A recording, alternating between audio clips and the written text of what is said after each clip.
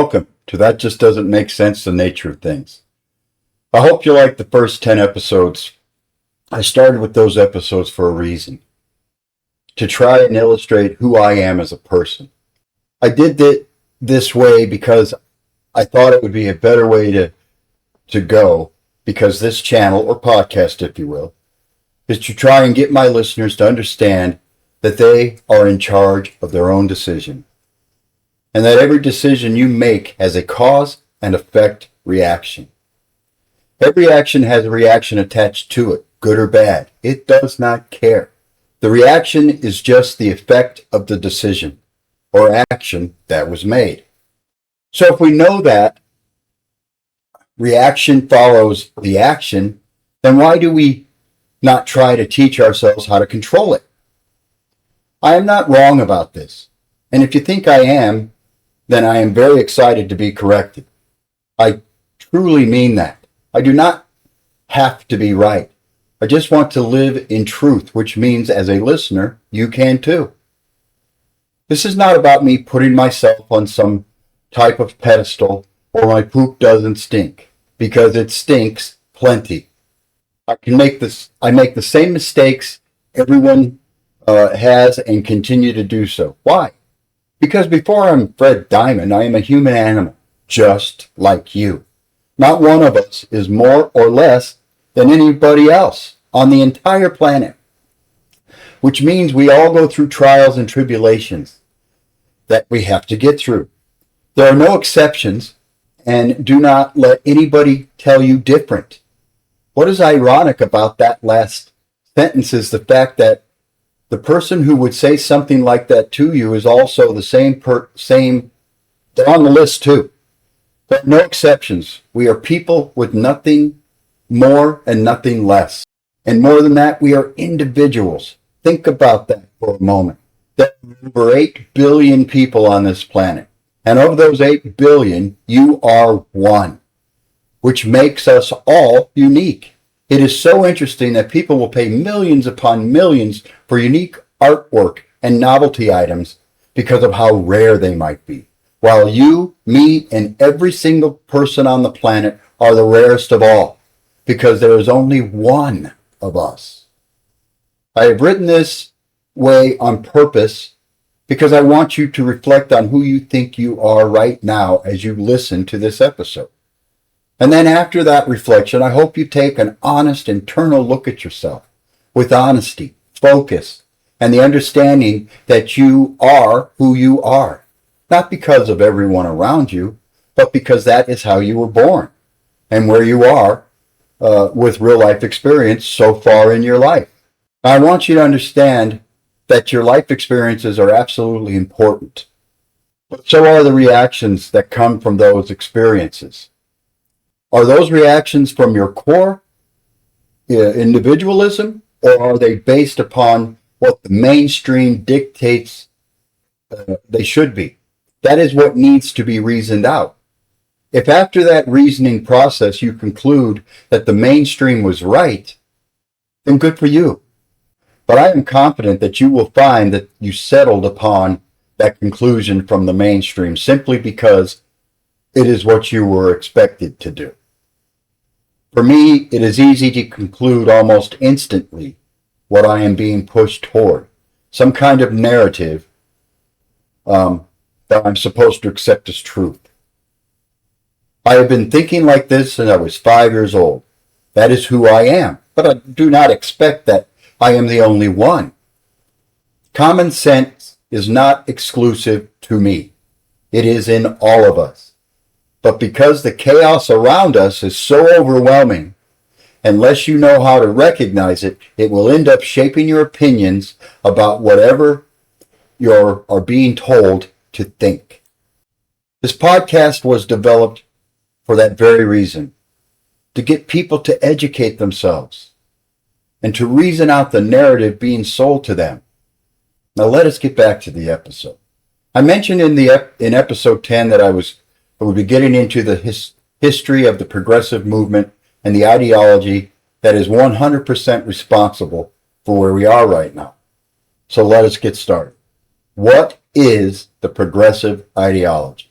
According to John Halpin and Connor P. Williams from the Center for American Progress, progressivism is at its core grounded in the idea of progress, moving beyond the status quo to more equal and just social conditions, consistent with original democratic principles such as freedom, equality, and the common good.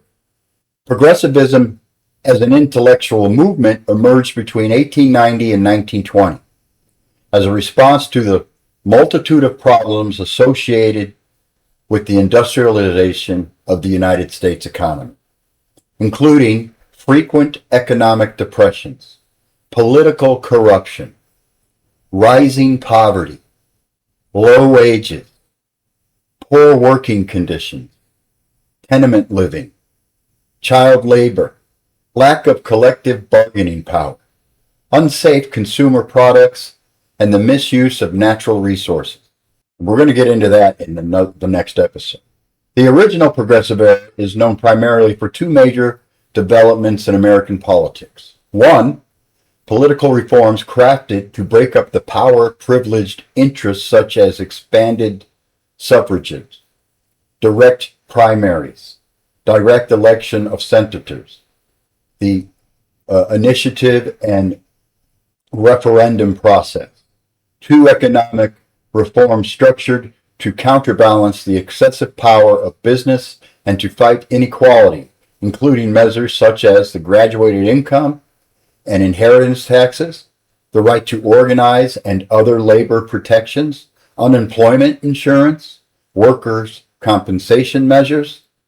As a philosophical tradition, progressivism is in its most complete form developed as a new liberalism for a new country, updating the American liberal tradition from its Jeffersonian small government Republican roots, best suited for the agrarian economy of the nation's founding era, to a more democratic and modern liberalism capable of checking rising corporate power. The original progressives argued that changes in the economy's organization required a more complete understanding of human freedom, equality, and opportunity that Jefferson championed so persuasively. Progressives believed that formal legal freedom alone, the negative protections against government intrusion on personal liberties, were not enough to provide effective freedom necessary for citizens, keep that in mind, to fulfill their human potential in an age of rising inequality, low wages, labor abuses. Changed conditions demanded a changed defense of human liberty. Woodrow Wilson is considered the godfather of the progressive movement. He is not.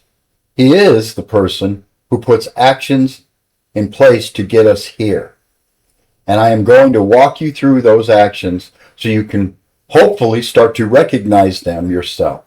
But first, let me tell you who I believe actually got the ball rolling. And I think it is going to surprise you when you hear his name. Teddy Roosevelt is the best, to my knowledge, the first person to start the progressive journey that we are all caught up in right now. According to the Gilder Lehrman Institute, Theodore Roosevelt shaped the progressive era by making the federal government a powerful protector of the public. Through his square deal and the formation of the Progressive or Bull Moose Party, he regulated big business, championed consumer safety, and set aside millions of acres of wild land for conservation. According to the Miller Center, experts and observers from that time noted that Roosevelt used his vibrant personality to stretch the power of the president to achieve his goal. That is where it started. The next 9 episodes are going to be dedicated to the history of where I believe we started going wrong as a nation, and hope the progressive movement that began in that timeline is where 90% of our problems originated. I hope you enjoyed this episode. if this episode got the wheels turning, I would encourage you to look into what I am sharing with you. Please do not take my word for it. Do your own research, pursue your own self-education, and then apply that information to yourself. Does it truly align with who you are? Or have you been placed into one of the other boxes I shared in a previous episode?